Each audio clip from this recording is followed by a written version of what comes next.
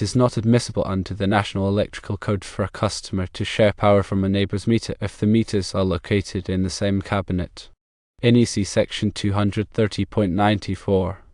The 1 states, and I quote, "A single service entrance installation shall not supply more than one building or structure that is under separate ownership," end quote. The National Electrical Code requires a separate service entrance for each building or structure under separate ownership. This is to ensure that the power supply is not overloaded and that each customer has their own dedicated source of electricity. By sharing power from a neighbor's meter, a single service entrance is created for two separate buildings. This can result in several issues. Firstly, overloading could occur.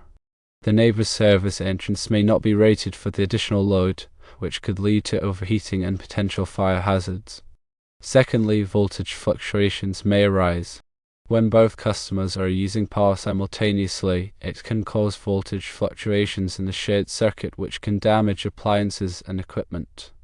Thirdly, metering accuracy becomes a concern.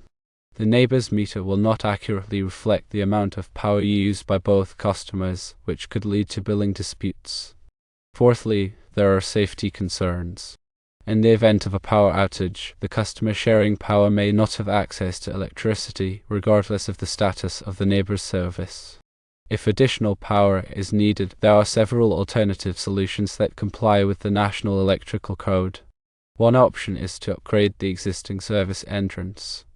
Contact the utility company to upgrade the service entrance to accommodate the increased load. Another option is to install a subpanel. A subpanel can be installed from the existing service entrance to provide additional breaker space.